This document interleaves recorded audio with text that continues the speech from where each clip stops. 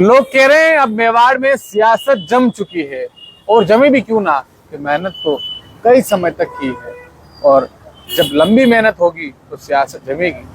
नमस्कार, मेरा नाम सतीश शर्मा है और आप देख रहे हैं आज की सियासत। आज की सियासत में सबसे पहले बात उदयपुर शहर से नामांकन भरने पहुंचे कांग्रेस के प्रत्याशी गौरव वल्लभ की।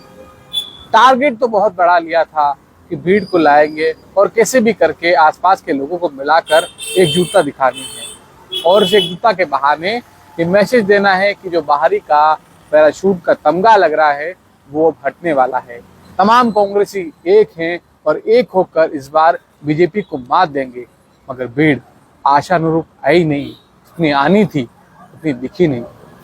लोग कहने वाले ये भी कह रहे थे, भले ही आप 97-98% लोगों को लाने में कामयाब रहे हो, लोगों से मतलब स्थानीय नेताओं से, मगर अभी भी 3-4% लोग बाकी हैं, उन्हें भी साथ ले आइए, ठीक रहेगा। क्योंकि उनके बिना भी दान मंडी इलाके में, ओल्ड सिटी इलाके में प्रचार करना इतना आसान नहीं था। आज के नामांकन प्रचार के दौरान, नामांकन रैली के दौरान पंकज शर्मा पूरी तरह दूरी बनाए दिखे। बड़े मायूस से चेहरे के साथ 2 दिन पहले घूम रहे थे, मगर फिर कल वो सलूम्बर में पहुंचे तो अपने हाल में मस्त दिख रहे थे।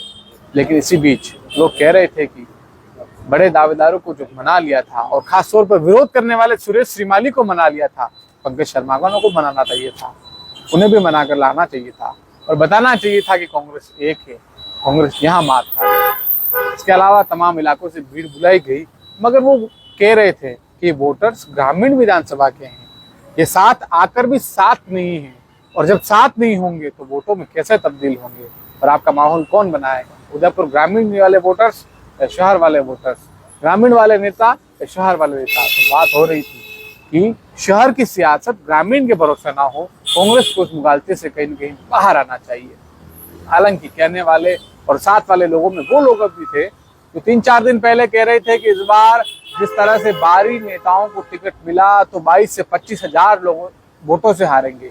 लेकिन वही नेता आज नामांकन में साथ आए, कह रहे हैं कि साहब दिल्ली और जयपुर से फोन करवाए गए हैं, उन्हें समझाया गया कि गौरव वल्लभ का विरोध मत कीजिए वरना राजनीतिक करियर खराब हो जाएगा। खैर, बड़े नेता है, और जब बड़े नेता की इस तरह से नामांकन की बात आती है तो कहीं न कहीं इस तरह की बातें राजस्थान समेत तमाम देश भर में तमाम पार्टियां करती आई। इसी बीच बात कर लेते हैं ताराचंद जैन की। ताराचंद जैन अपने प्रचार प्रसार में पूरी तरह लग गए हैं, कह रहे हैं कि अब हमारे साथ पारस है, अब हमारे पास सामर है। मगर इसी बीच जब पार्टी कार्यालय पर राजस्थान की बीजेपी के अध्यक्ष और चित्तौड़ के सांसद सीपी जोशी पहुंचे और उनसे पूछा गया कि गौरव वल्लभ ने कहा कि साहब मेरे सामने बहस करने में ताराचंद जी कहाँ अड़ेंगे, आपके पास बहस करने वाला कोई आदमी नहीं है।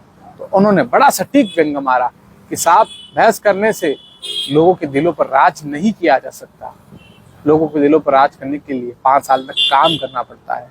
और अब यही व्यंग कहीं न कहीं कांग्रेस पर थोड़ा भारी पड़ता नजर आ रहा है। हालांकि सीपी जोशी भी यहाँ बचते बचते दिख रहे थे। उनसे पूछा गया कि जब पैरामीटर्स तमाम तरह के पार्टी बता रही थी, कह रही थी, दावे कर रही थी और पैनल बना रही थी, तो ताराचंद जी का नाम कहाँ से आ गया। तो उन्होंने कहा कि साहब सब कुछ मिलकर तय हुआ है, लेकिन गोल गोल घुमाकर वो कहीं न कहीं सवालों से बच रहे थे। कह रहे थे कि मावली की जल्द लिस्ट आने वाली है। और इसी बीच हमें सूत्रों से जानकारी लगी है कि सीट पर ओम माथुर अभी तक अड़े हुए हैं। कपासन के एक व्यवसायी जो ब्राह्मण समुदाय से आते हैं, प्रमोद उनका नाम है, उन्हें लाने की पूरी पैरवी हो रही है। यहाँ पर धर्मनाथ जोशी, दिनेश कावड़िया, कुलदीप सिंह और दलीचंद डांगी, कविता जोशी, तमाम जो नेता कृष्ण गोपाल शर्मा पालीवाल, नरेंद्र पालीवाल, तमाम लोगों पर भारी अब वो पड़ते नजर आ रहे हैं। प्रमोद के लिए कहा जा रहा है कि उनके लिए पैरवी ओम माथुर कर रहे हैं, और उनकी चली तो हो सकता है कुछ घंटों बाद उनका नाम मावली से आ जाए, और ब्राह्मण कार्ड जो इस सीट पर खेलना है तो उन्हें भेजा जा रहा है। उस नाम को लेकर हो सकता है धर्मनाथ जी की भी सहमति हो, चर्चा हो रही है। इसी बीच आज वल्लभ नगर में प्रीति शेखावत ने कल नामांकन भरा था और आज भरा था दीपेंद्र कुंवर ने जनता सेना से।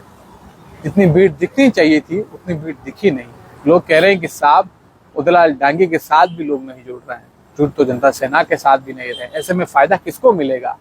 सीधी बात हो रही कि फायदा मिलने वाला है कांग्रेस को, और ये फायदा 2021 में भी मिला था और ये फायदा 2018 में भी मिला था। जब बीजेपी की ही 1 से 2 हुए और 2 से 3 हुए तो फायदा कहीं ना कहीं ऑब्वियस सी बात है कि फायदा कांग्रेस को मिलेगा।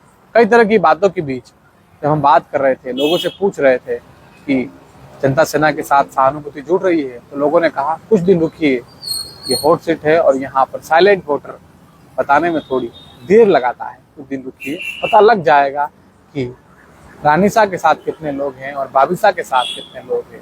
हमने पूछा उदयलाल जी किस तरह की टक्कर में हैं, लोग कह रहे हैं टक्कर में नहीं है।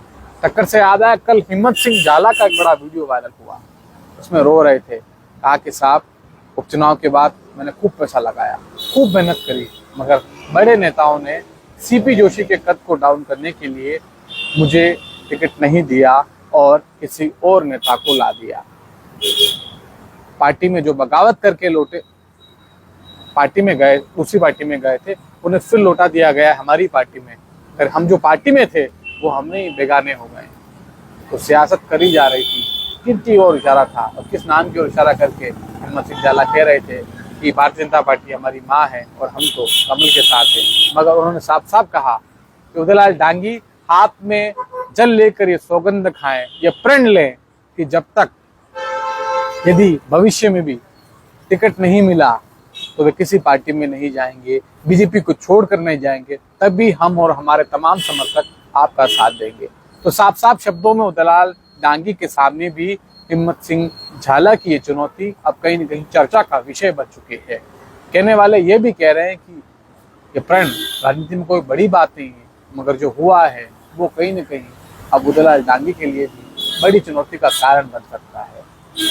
याद आया, नागदा में भी सियासत तेज चल रही है। आज सीपी जोशी ने जब नामांकन भरा तो उन्होंने कहा कि काम करने वाले व्यक्ति के सामने नाम वाले व्यक्ति को लाया गया है, कामदार व्यक्ति को सामने नामदार व्यक्ति को लाया गया है। यानी हमने लगातार 5 सालों में काम कराया है, लेकिन हमारे सामने बड़े नाम वाले महाराणा विश्वजीत सिंह मेवाड़ को लाया गया है। मगर जनता हमारे काम को देख रही थी, काम देखेगी और देखकर हमें चुनेगी। इस सियासत के पीछे भी कई तरह की चर्चा हो रही है कि आखिर बीजेपी ने क्या सोचकर उन्हें उतारा। हालांकि कल जब उनकी रैली हुई थी, भीड़ अच्छी खासी थी, मगर वहां पर राजपूत वोट बैंक की जो संख्या है वो ज्यादा थी। लेकिन आज जो संख्या सीपी जोशी की रैली में दिखाई दी, वहां पर एसटी समुदाय के आने वाले लोगों की संख्या थी। तो लोग कह रहे हैं कि कहीं न कहीं जो एसटी समुदाय है, मतलब जनजातीय वर्ग से आने वाले लोग हैं, वो महाराणा के नाम को लेकर अभी सहमत नहीं है। कह रहे हैं कि साहब वोट तो सीपी जोशी के साथ जाएगा, क्योंकि 5 सालों में गाँव में काम तो खूब करवाया है और ये काम का फायदा कहीं न कहीं सीपी जोशी को मिलेगा। साइलेंट तरीके का वोटर माना जाता है जनजाति, मगर वो खुलकर आज सीपी जोशी की रैली में देखने को मिला। हालांकि राजपूत वोट बैंक और तमाम दूसरी जातियों के लोग श्रीनाथ जी और महाराणा के कनेक्शन को जोड़कर कहीं के नागदा में उनके होने को और उनकी जो पैरवी है वो मजबूत मान रहे हैं, उनको टक्कर में मान रहे हैं। मगर पहले दिन जो कांग्रेसी तमाम तरीके से कह रहे थे कि साहब महाराणा साहब हमारी टक्कर में ही नहीं है, मगर टक्कर में मानने लगे हैं। यानी नागदा में अब टक्कर के मुकाबले की बात होने लगी है। आज नागदा पहुंचे थे तो लोगों से बात कर रहे थे, तो बता रहे थे कि साहब इस बार टक्कर होने वाली है, क्योंकि मामला श्रीनाथ जी को लाने से महाराणा के कनेक्शन का है, सनातनियों का है। तो सीपी जोशी को भी अपने स्वभाव को लेकर कुछ चीजें करनी होगी और उनके साथ चल रहे लोगों को साथ लाने के लिए और साथ दिखने के लिए और साथ कराने के काम कराने के लिए कुछ करना होगा। यानी जो साथ में लोग हैं वो अभी भी मन से काम नहीं कर रहे हैं, हो सकता है वो इंटरनली उन्हें डैमेज कर दें, उसको लेकर भी कहीं न कहीं खतरा डॉक्टर सीपी जोशी को भी नागदा में है।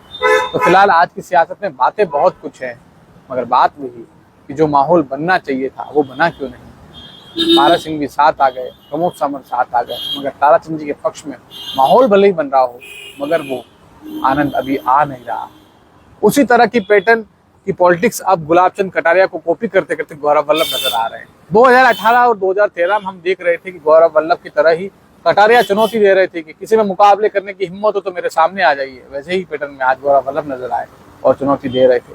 लोग कह रहे हैं साहब चुनौती आप टीवी पर दीजिए, मुकाबला टीवी पर करिए, हम तो जनता वाले आदमी हैं, सामान्य लोग हैं, 5 साल तक हमारा क्या होगा उस पर बात कीजिए।